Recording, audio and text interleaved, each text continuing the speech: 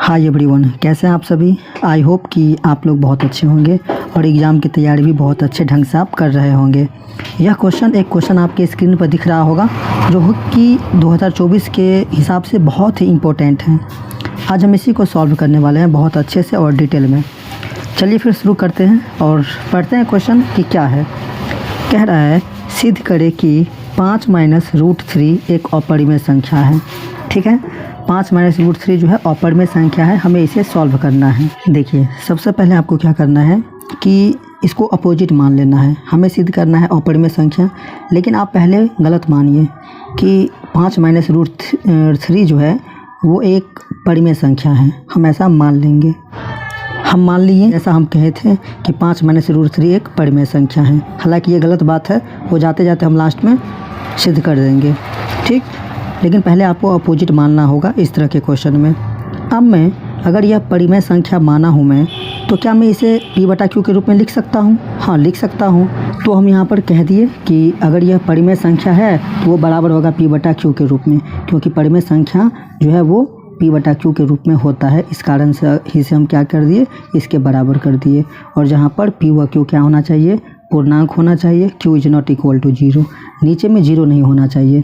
किसी भी संख्या के नीचे में अगर 0 है, इसका मतलब कि ऊपर वाला अनंत है। ठीक, इसका ये मीनिंगलेस हो गया। ठीक, इसलिए नीचे 0 नहीं होना चाहिए, ऊपर चलने वाला है। और p व q क्या होना चाहिए, पूर्णांक होना चाहिए।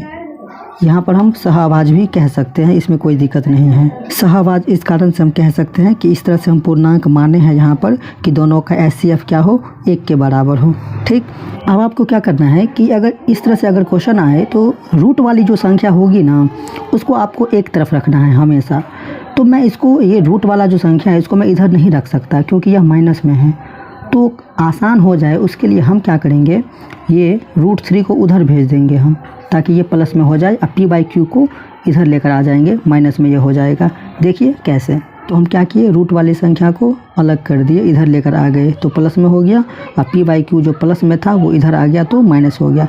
जब साइड चेंज होता है तो क्या होता है कि उनका साइन भी चेंज होता है, इतना आपको पता होगा। अब यहाँ से हम क्या कर सकते हैं, तो यहाँ से हम भिन्न घटाव करेंगे। ठीक है, q और 1 का LCM q होगा और यहाँ पे क्या होगा 5q और माइनस में यहाँ पर p हो जाएगा, इक्वल टू √3 हो जाएगा, जिसको हम समीकरण 1 मान लेंगे। यहाँ पर आप छोटा सा कंसेप्ट एक याद रखिएगा, जैसे दो पूर्णांक 2 + 3 है तो कितना हो जाएगा, 5 हो जाएगा।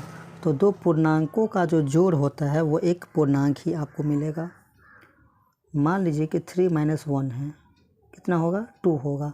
दो पूर्णांकों का जो घटाव होता है वो भी एक पूर्णांक ही आपको मिलेगा। मान लीजिए 2 × 3 है तो कितना हो जाएगा, 6 होगा। दो पूर्णांकों का जो गुणनफल होगा ना, वो भी आपको एक पूर्णांक ही मिलेगा। बट दो पूर्णांकों का जो डिवाइड होता है वो एक क्या होता है, एक परिमेय संख्या होता है। क्या होता है, परिमेय संख्या होता है। इस कंसेप्ट को आप याद रखिएगा। ठीक है, क्यों, क्योंकि ये p/q के रूप में कन्वर्ट हो जाता है, इसलिए दो पूर्णांकों का डिवाइड हमेशा परिमेय संख्या होगा। तो मैं यहाँ पे कह सकता हूँ क्या, कि चूँकि p व q क्या है, पूर्णांक है, यहाँ पर हम कह सकते हैं पूर्णांक है। अब जब p व q पूर्णांक है तो इसलिए हम एक बात और कह सकते हैं यहाँ पर हम कि 5q - p भी पूर्णांक होगा, ऐसा तो हम कह सकते हैं। समझिए, यहाँ पर हमने ऐसा कहा कि 5q - p पूर्णांक है, क्यों नहीं होगा। q हमारा क्या है, एक पूर्णांक माने हम ना, p और q को पूर्णांक माने हैं। 5 भी पूर्णांक है, तो दोनों जब मल्टीप्लाई होगा तो एक पूर्णांक ही मिलेगा। उसमें से फिर इस पूर्णांक को, p पूर्णांक को घटाएंगे तो भी आपको एक पूर्णांक ही मिलेगा।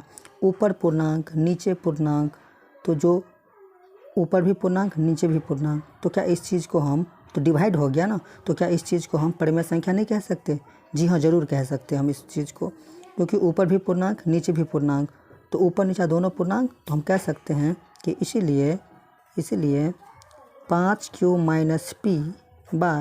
p/q एक क्या हो जाएगा, परिमेय संख्या हो जाएगा। क्या, परिमेय संख्या होगा, क्योंकि डिवाइड हो रहा है इस कारण से। लेकिन आप यहाँ पर ध्यान दीजिए, लेकिन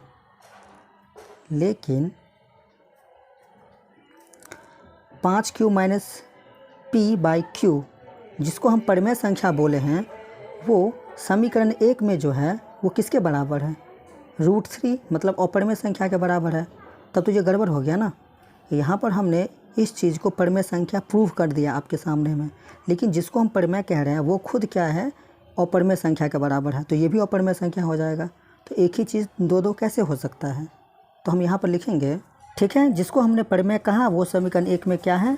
√3 के बराबर है, जो कि क्या है? वो अपरिमेय संख्या है। ठीक, अतः हम कह सकते हैं कि हमारा मानना क्या था? गलत था। पहले जो हम माने थे स्टार्टिंग में कि 5 माइनस √3 एक परिमेय संख्या है, वो मानना हमारा गलत था।